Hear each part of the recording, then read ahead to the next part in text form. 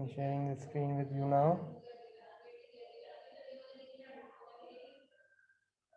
दिखाई दे रही है स्क्रीन? Yes, sir. दिखाई दे रही है बेटा?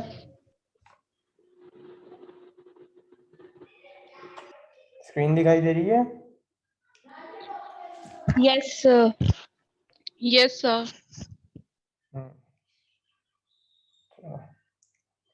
मैंने आपको बताया था कि एक चीज़ मैं आपसे डिस्कस करूँगा। सर हाँ जी, हाँ जी। सर जो सा आपने लास्ट में वो करवाया था ना, जो सा एड इवेंट वाला, उसमें मैंने डिस्कनेक्ट हो गया, वो दोबारा समझा दोगे? ऐड इवेंट वाला ही कराया था बेटा पूरे लेक्चर में। सर वो स्टार्टिंग ही हुआ था, तब लास्ट में जो सा क्लिक फंक्शन के बाद। ठीक है, ऐड इवेंट लिसनर बच्चे एक मेथड, एक फंक्शन है जो किसी भी एलिमेंट का हो सकता है। जैसे इमेज हमने लिया, इमेज गेट किया, जैसे आपका इमेज डॉट डाल के आप इनर HTML डालते हो, कोई एट्रीब्यूट डालते हो, स्टाइल डॉट कोई प्रॉपर्टी डालते हो, वैसे ही एक फंक्शन है ऐड इवेंट लिसनर। इसके 3 पार्ट्स होते हैं। पहले पार्ट में आपका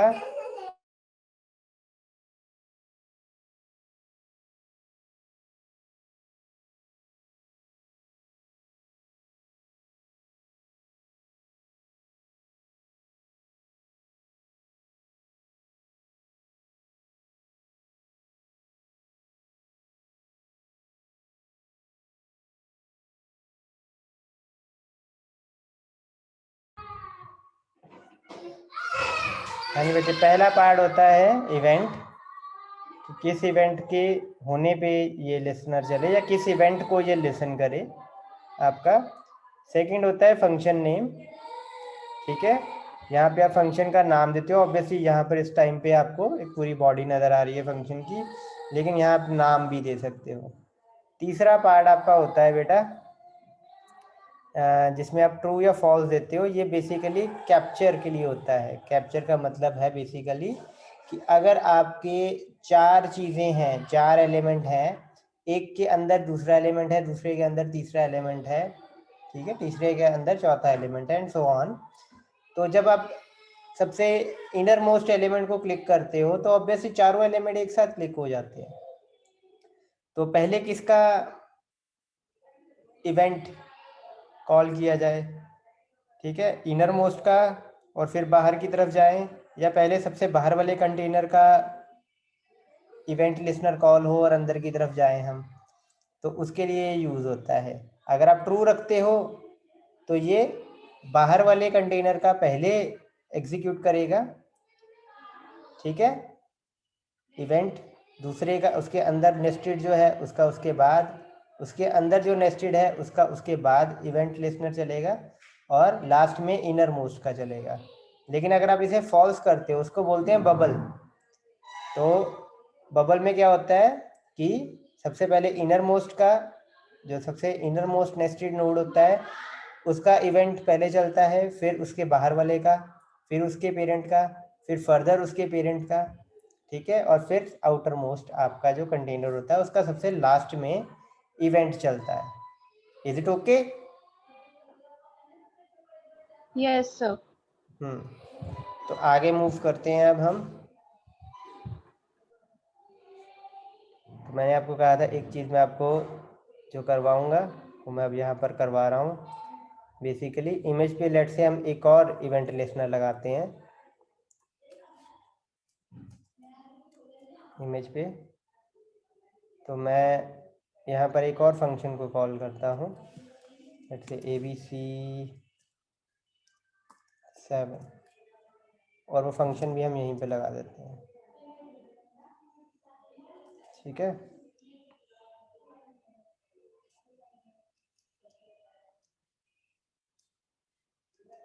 एक सेकेंड, यहाँ पर नाम ही लिखना है।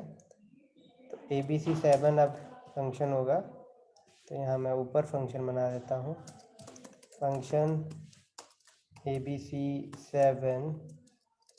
ठीक है, तो लेट अस सपोज इसमें मैंने बस इतना करना है कि एक तो फंक्शन आपका ये परफॉर्म होगा ऑन ऑफ इमेज वाला, दूसरा मैं और भी कुछ करता हूँ, लाइक इमेज का साइज इंक्रीज या डिक्रीज करने वाला। ठीक है, तो इमेज, सॉरी, यहाँ पास करते हैं हम एक document dot gate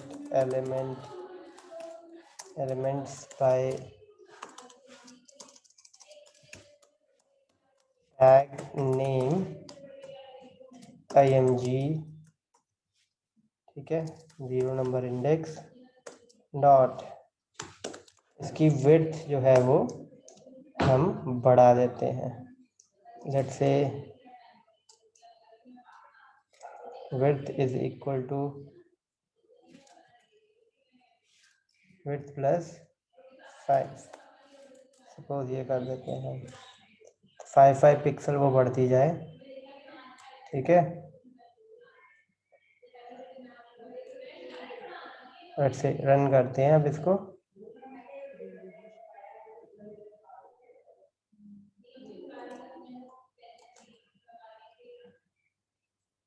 download HTML किया, ये देखो आपकी बढ़ती भी जा रही है ना विड्थ, थोड़ी थोड़ी साथ में।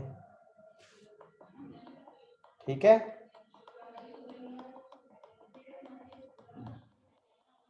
Is it okay?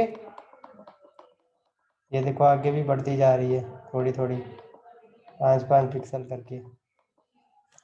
तो आप दो चीज़ें भी लगा सकते हो। Is it okay? Is it okay? Yes sir. तो अब आगे मूव करते हैं। रिमूव इवेंट लिस्टनर तो हो गया था ना बेटा? रिमूव इवेंट लिस्टनर ये यहाँ पर किया था हमने, ये देखो बटन से हमने इवेंट लिस्टनर ही रिमूव कर दिया था, तो पता लग गया था ना ये। और रिमूव भी तब होगा अगर हमने इवेंट लिस्टनर लगाया होगा। इवेंट नहीं रिमूव होती है, इवेंट लिस्टनर रिमूव कर सकते हैं हम। ठीक है, अगर आपने बटन पे यहाँ पर कोई इवेंट लगाई है, जैसे यहाँ पर ऑन चेंज लगाई है सिलेक्ट के ऊपर, तो ये नहीं हटा सकते हम। ठीक है, इसको हटाने के लिए हमें ऐसा करना पड़ेगा, इस एलिमेंट को गेट करो किसी भी मेथड से, फिर डॉट उसका ऑन चेंज एट्रीब्यूट और वहाँ खाली कर दो। ठीक है, मतलब यही चीज़ लिखनी है, बट ब्रैकेट में कुछ ना लिखो, कोट्स में कुछ ना लिखो, तो इससे आपकी इवेंट चेंज हो जाएगी या हट जाएगी। इज इट ओके बच्चे? ये भी हटा सकते हो, लेकिन इसको हटाने का वे अलग है। आपको यही डॉट ऑन चेंज और वैल्यू क्या कर देनी है, खाली। तो आपको पता लगेगा कि यहाँ पर कोई अब कुछ भी परफॉर्म नहीं हो रहा है आपका। Is it okay? Is it okay? Yes sir. Yes, sir. Yes, sir. Okay, अब थोड़ा सा थ्योरेटिकल में आते हैं हम। सर यस, सर मुझे ये डाउट है कि कहाँ पे इवेंट यूज करना, कहाँ मतलब कहाँ हम इवेंट लगाए, कहाँ हम इवेंट लिस्टनर लगाए, इसका हमें कैसे पता चलता है? That's totally your choice. मैं आपको एक चीज़ बताता हूँ। ये देखो, अभी आपने देखा ना कि दो चीज़ें चल सकती हैं एक साथ, देखा है ना आपने? Yes sir. तो यहाँ पर मैं लेट्स से ऑन क्लिक लगाता हूँ। ठीक है, और एक फंक्शन कॉल करते हैं हम ABC लेट अस सपोज, और फिर दोबारा मैं ऑन क्लिक लगाता हूँ दोबारा, और इस बार हम ABC2 कॉल करते हैं। ठीक है, दो फंक्शन कॉल किए हैं मैंने क्लिक पे ही, तो थोड़ा उसके मुताबिक कोड कर देते हैं। लेट अस सपोज यहाँ पर मैं अब कमेंट कर देता हूँ बाकी का आपका, यहाँ अलर्ट ही करते हैं बस, window dot alert ABC।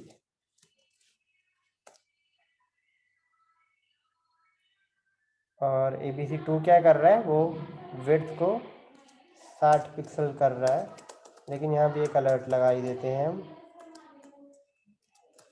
ABC2। तो अब देखते हैं बटन दबाने से क्या होता है। एक सेकंड, क्लिक किया बटन को, ABC चला, ठीक है, और ABC चला ना, ABC2 तो आया नहीं, यस सर। ठीक है। तो आप बेसिकली अगर दो अलग अलग फंक्शंस को कॉल करना चाहते हो with the same event on the same element, तो आप इसके साथ तो नहीं कर सकते। लेकिन यहाँ पर हमने देखा था अभी इमेज पे, हमने दो अलग क्लिक पे ही ना दो अलग अलग फंक्शन को कॉल किया, वो चले, एक में इमेज चेंज हो रही थी, एक में विड्थ बढ़ रही थी, दोनों चले ना। यस तो सर। दो अलग अलग फंक्शन कॉल हुए। तो अगर आप ऐसा कुछ करना चाहते हो तो आप इवेंट लिस्नर यूज करो, अदरवाइज सिंपल इवेंट। नहीं तो आप सिंपल रहने दो, ठीक है। ओके। और ऑब्वियसली दोनों काम सेम ही कर रहे हैं, दोनों काम अलग अलग नहीं कर रहे हैं, दोनों काम सेम ही कर रहे हैं आपका, ठीक है। बस दो ओके अलग सर। अलग वेज हैं। Is it okay? Is it okay? कुछ और किसी और स्टूडेंट का बच्चे कोई डाउट हो पूछो पहले।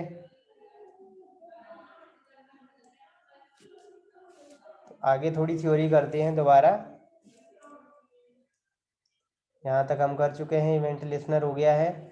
नोड्स और कलेक्शन मैं आपको पहले बता चुका हूँ, ये एरे की तरह होते हैं, इंडेक्स के हम एक्सेस कर सकते हैं, और ऑब्वियसली ये हमें कुछ आपके एलिमेंट कुछ आपके जो फंक्शंस हैं डॉक्यूमेंट डॉट, जैसे gate elements by tag name है, या gate elements by class name है, ये कुछ आपके ब्राउज़र में वो कलेक्शन रिटर्न करते हैं, कुछ ब्राउज़र जो है वो नोड्स रिटर्न करते हैं।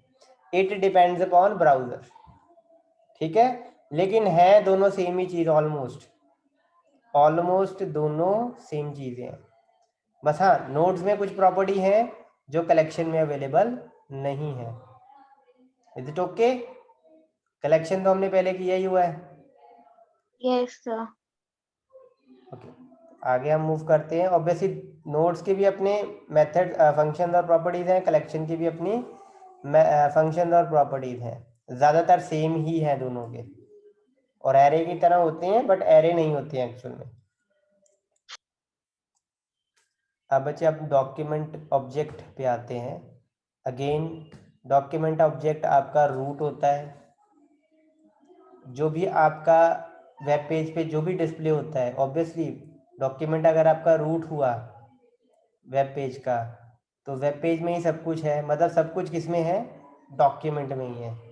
जो भी आपको दिखाई दे रहा है आप उसको एक्सेस कर सकते हो, मैनिपुलेट कर सकते हो, कुछ ऐड कर सकते हो डॉक्यूमेंट में, किसकी हेल्प से? With the help of document. और बस इसकी थ्योरी मैं आज कंप्लीट करवाता हूँ, थ्योरी पे आप थोड़ा सा फोकस करना और कल इसका प्रैक्टिकल करेंगे, ठीक है। सो इसकी हेल्प से ही, डॉक्यूमेंट की हेल्प से ही अभी तक तो हमने सब कुछ जो एक्सेस किया है इसी की हेल्प से किया है ना। Document dot gate element by ID use किया है, gate elements by tag name use किया है, gate elements by class name use किया है, या क्वेरी सिलेक्टर ऑल यूज किया है आपने, वो इसकी हेल्प से यूज किया है, ठीक है। और इसके अंदर बहुत सारी प्रॉपर्टीज हैं, प्रॉपर्टीज भी होती हैं, अभी तक हमने कोई प्रॉपर्टी देखी नहीं है इसकी डॉक्यूमेंट की, लेकिन बहुत सारी प्रॉपर्टीज भी हैं, फंक्शंस भी हैं। अब नेक्स्ट स्लाइड में मैं आपको इसकी कुछ प्रॉपर्टीज दिखाता हूँ, कुछ properties, these are not all the properties but कुछ हैं। सबसे पहले है लिंक्स। अगर आप लिखते हो ना डॉक्यूमेंट डॉट लिंक्स, तो बच्चे आपके पेज पे जितने भी लिंक्स होंगे, जितने भी हाइपर लिंक्स होंगे, जिन मतलब और या जितने भी टैग्स होंगे जिसमें HREF एट्रीब्यूट होता है, चाहे वो लिंक टैग में हो चाहे वो एंकर टैग में हो, वो सारे के सारे आ जाएंगे, ठीक है। किसी वेरिएबल मतलब उनकी रेफरेंस आ जाएगी सारों के सारों की। सिमिलरली एंकर्स, एंकर से क्या होगा? जितने भी एंकर टैग वाले होंगे आपके लिंक, उन सब की रेफरेंस आप पा सकते हो, सारों के सारों की। जैसे मैं आपको एक छोटा सा एक्सप्लेनेशन यहाँ देता हूँ। अगर आप लिखते हो ना डॉक्यूमेंट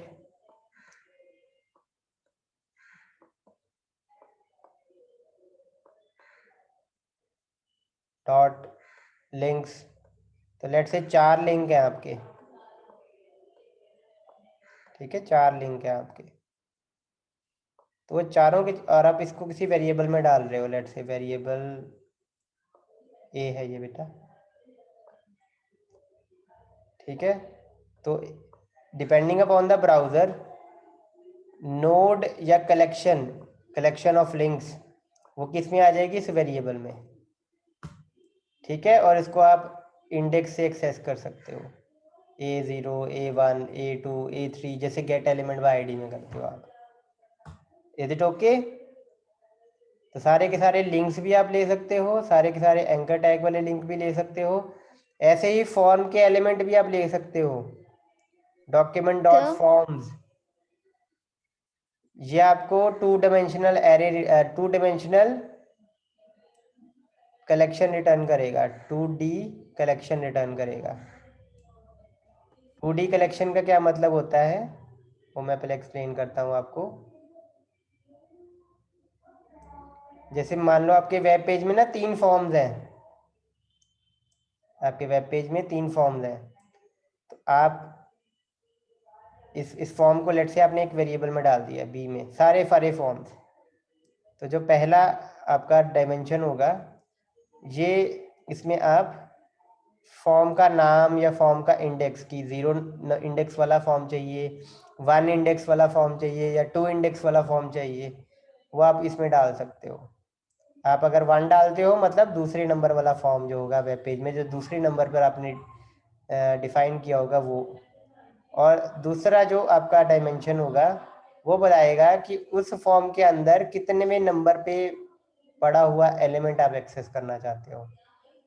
जैसे कि मान लो एक फॉर्म हमने बनाया, इसमें 4 कंट्रोल थे, 4 इनपुट फील्ड थी, दूसरे फॉर्म में 8 है फील्ड हमारे, या 8 कंट्रोल्स हैं, तीसरे में हमारे पास लेट से 3 कंट्रोल हैं।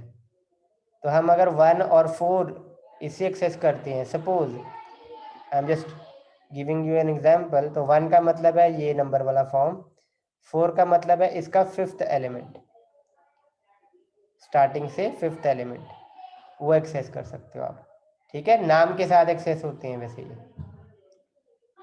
वो कल प्रैक्टिकल देखेंगे, आज इसकी थ्योरी देखते हैं। ऐसे ही बच्चे आप इमेजेस भी सारी की सारी एक्सेस कर सकते हो एक साथ, उनकी कलेक्शन बन के एक वेरिएबल में डाल सकते हो। पूरा का पूरा हेड सेक्शन आप उठा सकते हो, पूरा का पूरा बॉडी सेक्शन भी उठा सकते हो। ऑन द गो आप टाइटल भी चेंज कर सकते हो अपने पेज का, ठीक है, रिट्रीव करके चेंज कर सकते हो। URI क्या जा रहा है आपका, वो आप कर सकते हो। Referrer, scripts, doctype element कि किस टाइप का डॉक्यूमेंट है, और लास्ट मॉडिफाइड कि आपका पेज आखिरी बार कब मॉडिफाई हुआ था, वो भी आप ऐड कर सकते हो। रेफरर क्या होता है बेटा, जल्दी बोलो, ये आपने HTTP में पढ़ा था। रेफरर क्या होता है?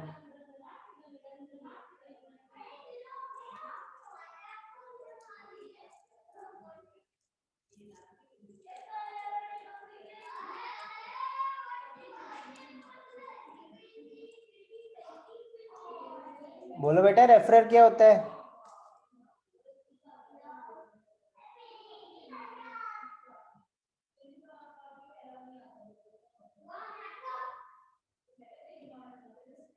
हाँ जी बेटा, आवाज आ रही है मेरी?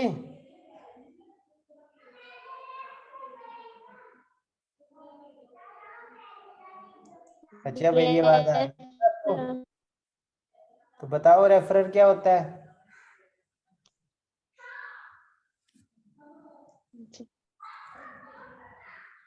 जो रेफर करते हैं।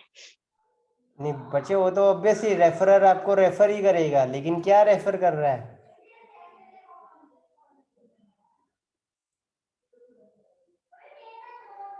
Okay, I will give you an example.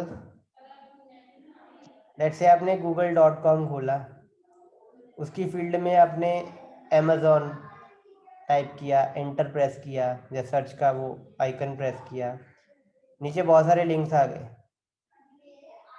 ठीक है। ऊपर google.com/ कुछ आ गया साथ में, आपने उसमें से एक लिंक सेलेक्ट किया, पहले लिंक पे क्लिक किया तो वो पेज खुला।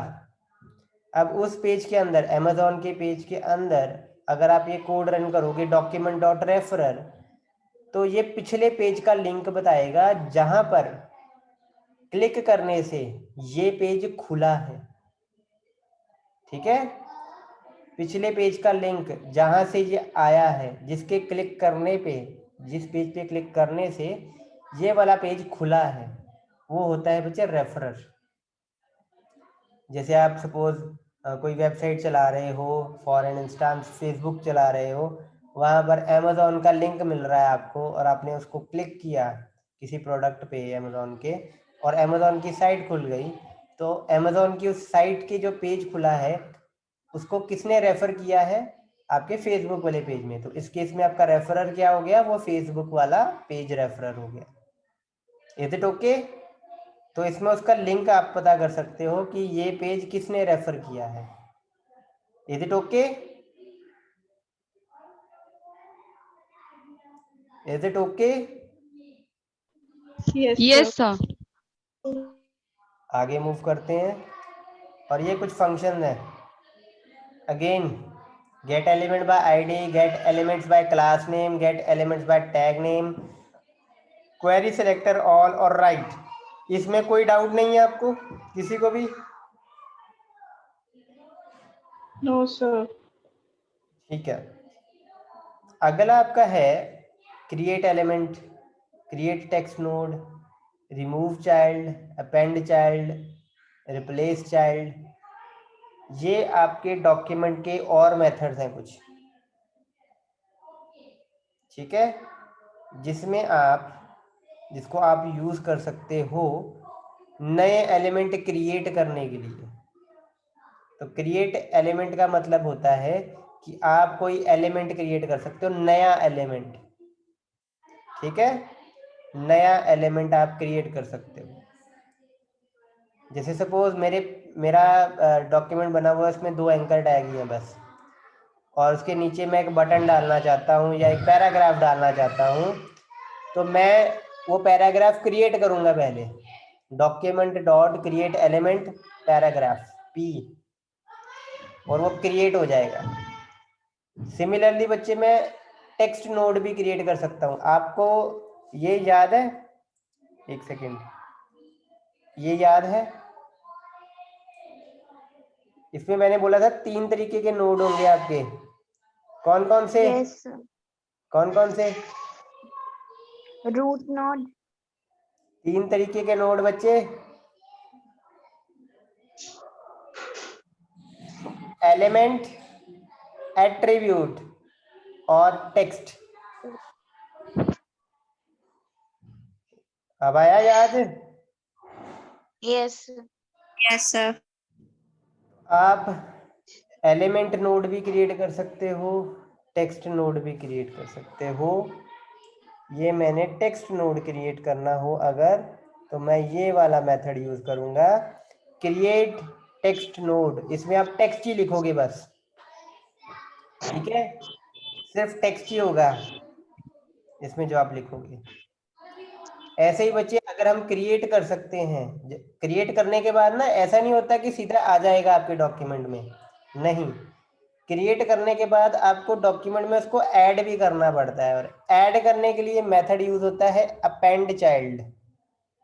अगर आप डॉक्यूमेंट में सीधा कुछ ऐड करना चाहते हो ना, बनाने के बाद, क्रिएट करने के बाद, तो आपको ये मेथड यूज करना पड़ेगा, अपेंड चाइल्ड, ठीक है, अपेंड चाइल्ड। और लास्ट में, आपके एकदम लास्ट में, ये नोड जो आपने क्रिएट किया होगा और अपेंड किया होगा वो वहां पर आ जाएगा। ऐसे ही बच्चे, आप अगर ऐड कर सकते हो तो हटा भी सकते हो, तो रिमूव चाइल्ड उसके लिए है।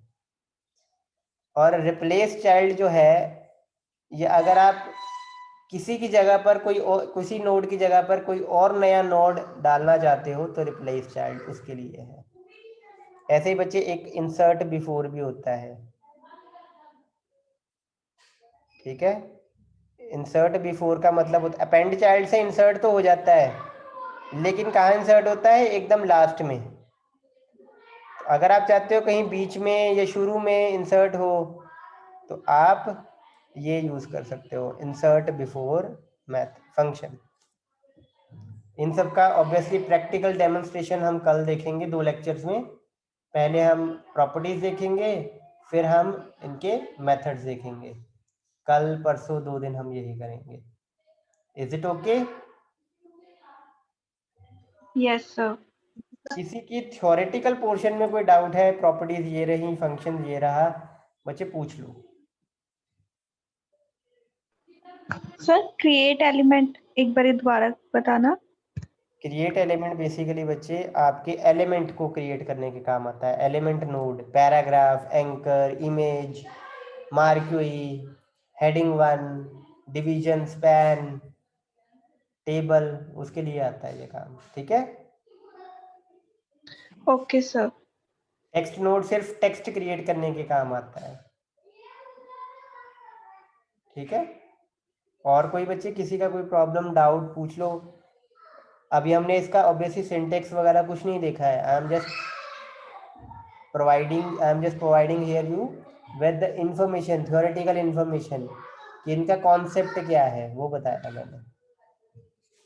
तो ये आप फंक्शन देख सकते हो, ये प्रॉपर्टी देख सकते हो। बताओ किसी में भी कोई प्रॉब्लम हो दोबारा पूछो।